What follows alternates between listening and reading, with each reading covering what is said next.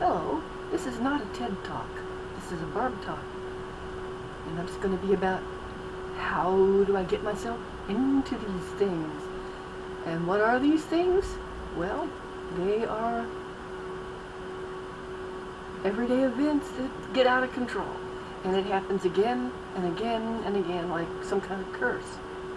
And I start out innocently enough. I'm interested in something. I'm interested in the paranormal, UFOs. That's no big secret among my friends and family.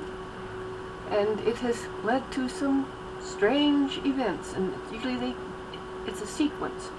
And I like to write. I've written magazine articles over the years, and I usually like to write about the things I'm interested in, which are strange and weird things like UFOs. Well, this string of events started out with my hearing about a UFO event. I forget where it was, but I called up the radio station, and I went down there and interviewed the people who had seen the UFO and it landed in their backyard, and that was really great. I thought, well, okay, it works. I got a magazine article out of it. I didn't get paid, but then I seldom do. So when it happened again, it happened in Withville, Virginia, not far from where I was living. And I thought, wow, well, here's another opportunity to go and get a first-hand story. Rural Retreat Lake was where it was actually happening in Withville. The town of Withville is where things really went down. And I called up the radio DJ, and he says, oh, you know about UFOs? Can you come to a little talk we're having where some people want to, get together and hear someone speak on this? Could you speak? And I thought, sure, why not? And I'm expecting like 5 or 6, nerdy males who live in their mother's basement, because that's who is usually the most interested in UFOs, or at least at that time. It was a fairly off-the-wall field. It really still is, but the type of people interested in it have expanded mightily. And so I decided to go. My husband drove me because I didn't really know the way, and by the time we got there, the meeting was being held in the town hall, which was not necessarily huge, but it had about a seating of maybe 500. And when we got there, we couldn't even find parking. And when my husband went to find a parking spot and joined me inside, he tells me that when he got back to the door, they couldn't let him in. There had been standing room only, and now there was not even standing room. And I had been ushered on up to the front where the speakers were expected to be, which was cool, but I was like, oh, all these people, what am I going to say? What am I going to do? But when you know your subject, that usually will help you in good standing to talk about anything. Just know what you're talking about, and the words will just come. So they had a famous writer and cryptozoologist named Leonard Stringfield, who was patched in via some sort of telephone hookup and speakers, and he was able to speak to the audience through that. And they had one other speaker who I can't even remember, and then the third one was this little black teenage guy, maybe early 20s, who had come in that day on a Greyhound bus and wanted to talk. And when it became his turn, and I felt so bad for him. You talk about communication anxiety. He had a backpack with him that he brought on the bus, and he stands up and starts pulling out all these paperback UFO books and says, y'all need to read this one, and then you need to read this one, and this one too. And that was the bulk of his talk. It was kind of like he was acting as an advertising or promoter of these books, and then he sat down and it left me. And I started talking, and I no longer recall what I said. I talked about the reality of UFOs, how they've been around a long time, how famous people, including Arthur Godfrey, had seen one from his plane when he'd been flying on the way to give a talk to tell the American people there were no such things. So that was kind of a fun little thing, and I had a whole bunch of anecdotes like that, tons of them. And the talk went on, and then the question and answer time came, and people started peppering me with questions, and I was answering. The thing was, these people were like they weren't the kind of people I was expecting. They were upper middle class. The town mayor was there, the district attorney, and she came to me later and wanted to talk about alien abduction. She thought she'd been abducted. At that time, I was not that into it. I knew about it. I'd read on it, so I had enough knowledge to speak about it, but I had no personal experience yet at that time. And she started showing me scars on the back of her legs that she thinks aliens left there, which had come out in a couple of UFO books that had come out at that time. Missing Time was one of them, and people would come up with hours of their life missing, and they'd have mysterious scars on their body, and I'm like, yeah, okay. And then all the newspaper people and TV crew people wanted me in the back room for a close-up interview, and all these lights were in my face, just bright spotlights where you're just like blinded, and they're asking me more questions like, oh my goodness, you know, has anyone ever been killed by a UFO? And I had to like fire back at them. I said, well, John Mantell. But then I realized years later that it was Thomas Mantell. That, you know, yeah, he was a Air Force pilot who had been scrambled near Fort Knox to chase some unidentified flying objects. And the story goes he was shot out of the sky. Some say he flew too high and ran out of oxygen, and that caused him to crash. But when you talk to different pilot experts, none of that stuff fits. So that was terribly fun. And I went home and sort of went back to a normal life. And then, when my oldest daughter started to get involved in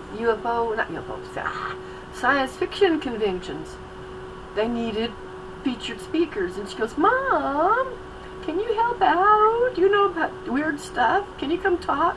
So I went to the very first science fiction convention she was on the board of directors of, and that was, I believe, the first ShivaCon, which is now, or was, one of the largest cons on the East Coast.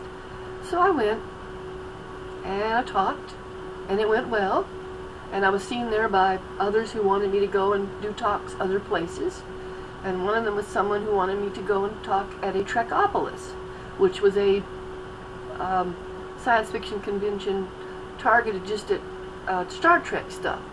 And their guest speaker, or guest of honor, was going to be James Doohan, who was Mr. Scott from Star Trek. You know, like, beam me up, Scotty. That Mr. Scott.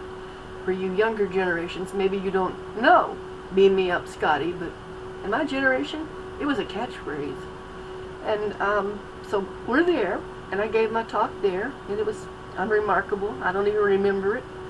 And there was an after the con party I was invited to at a nearby hotel, and I went there with my husband, and it was the usual drinking, smoking, boring stuff, and we were leaving. We were about to go out the door, and as we stepped out the hotel door right there, this big stretch limo drives up, boom, and just right in front of me, like 3-4 feet in front of me, poof, the door opens up, and out steps James Doohan, Mr. Scott, and I'm like, because I don't think I'd ever been too close to someone that famous before, and it was just like, oh, what do you say, what do you do, it's a famous person, oh my God, you know, and so I looked at him and I go,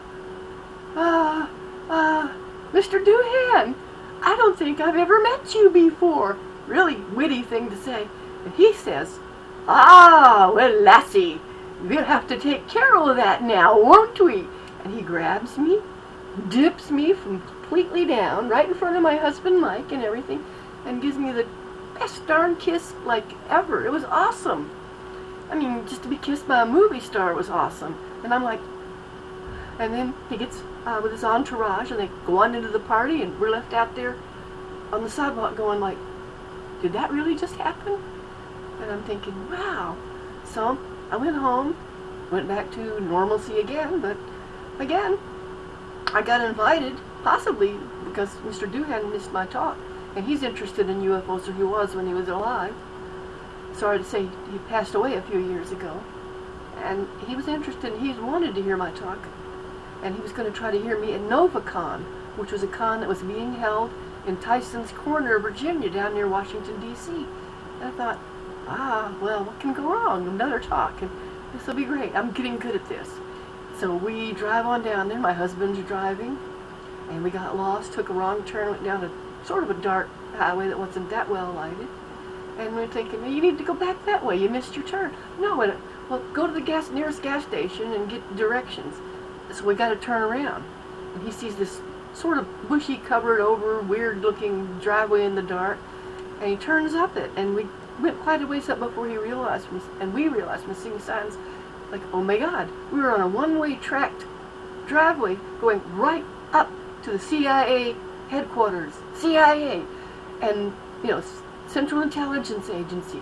And in my talks, I trashed them often. I said what bad guys they are, and how they cover up the UFO thing, and they intimidate witnesses, and they're like, you know, the official government men in black. I just said bad things about the CIA. And you have these fantasies, well, the CIA knows everything, so they have to know I, Barbara Finney, am probably here, planning to say more bad things about them at Novacon. So I'm like, oh my God, I pulled down on the passenger seat and covered my head up with the covers. And my husband said, you got to get us out of here, get us out of here. And he's like, yeah. And the thing of it was, they had had a shooting about 3 weeks before there. Who knows what it was? It was spy stuff. Someone had driven up to the CIA door where we were headed, and there had been a shootout there, and I think 3 agents had been shot and killed. But, you know, you didn't get much news about it then, because they just didn't tell you. It was none of your business. But it did make the news a little bit to that degree. So we pull up in front of it. I go, Mike, go on, keep going, keep going. He says, no, I'm going to ask him directions. You can't ask the CIA for directions. They'll kill us. And he said, oh, please. And I'm just like, ah. So the door bursts out, and about 3 or 4 just stony-faced guys in suits and ties, and their hands on their revolvers at their hips thingies. I think maybe one had a shoulder thingy, but they basically, you could tell they were gripping their guns.